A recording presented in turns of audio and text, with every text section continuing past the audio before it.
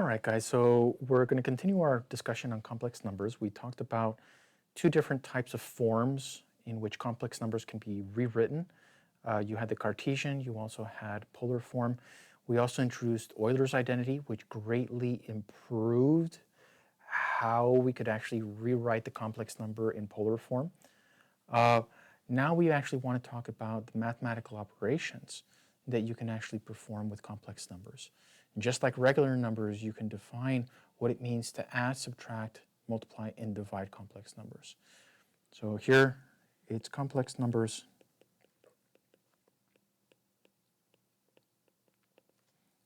And this is the arithmetic of these numbers. Now, we're going to begin with two complex numbers. So I'm going to define the complex numbers z1 and z2 such that z1 has the Cartesian coordinates x1 plus j y1, and z2 has the Cartesian coordinates x2, y2 like this. Now, these are in Cartesian form or rectangular form. I'm also going to assume that you can go back and forth between the polar form, like this,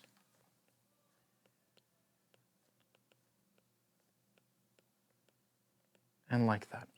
Keep in mind that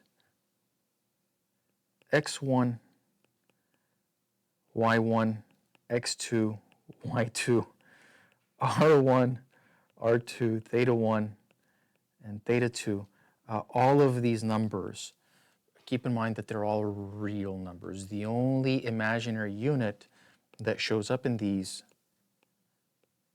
is there, right? Now, with these complex numbers defined, let's talk about addition. So if I take the complex number z1 and I add it to z2, all I have to do is quite literally add the real parts to the real parts and the imaginary parts to the imaginary parts. So this right here is x1 plus j y1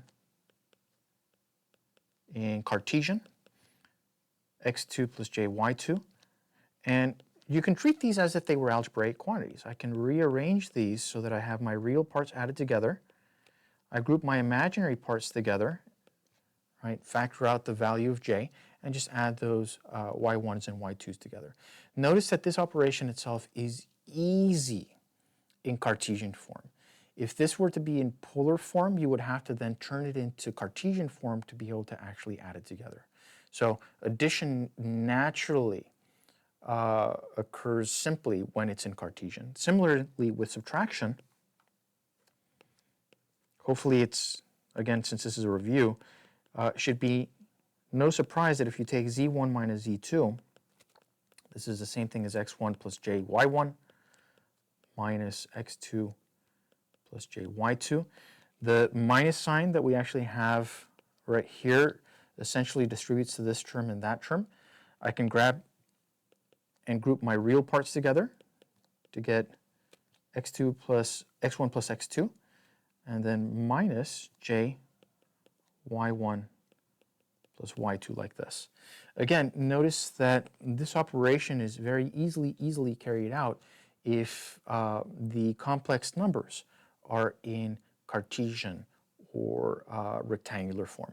Much more difficult if they're in polar form. If they're in polar form, you have to turn them into Cartesian form and then add the real parts to the real parts, the imaginary parts to the imaginary parts.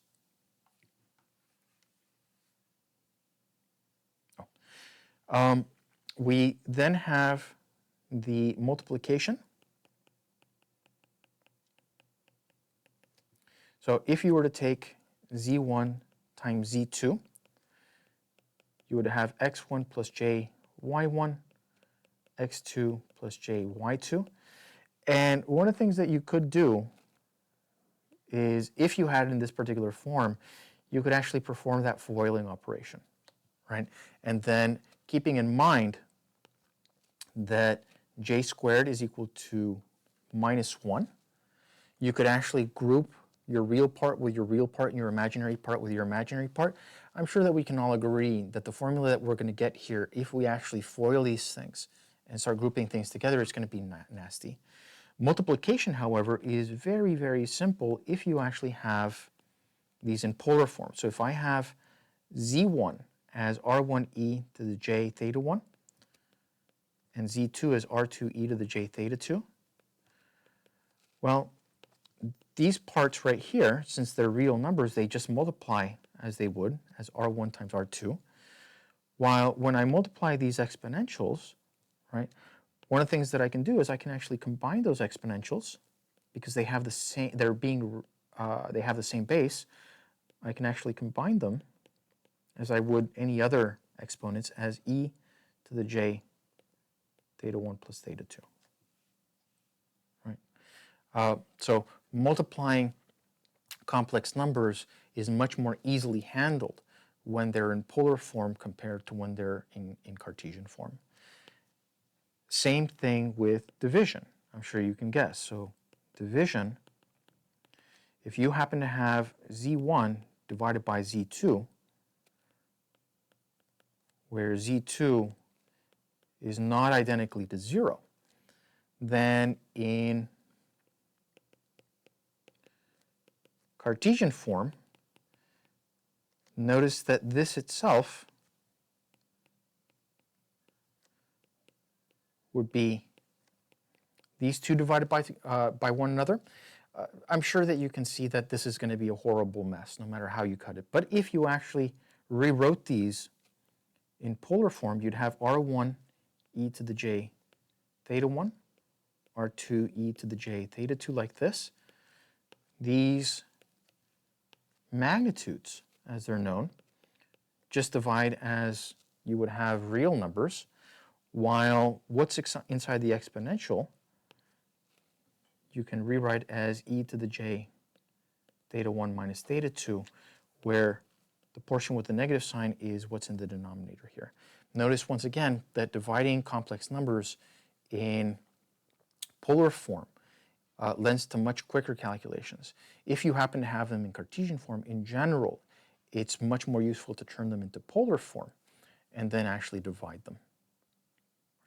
This takes care of our complex numbers. We will then also go through at least a few examples in which we show you some cool things that you can do with complex numbers.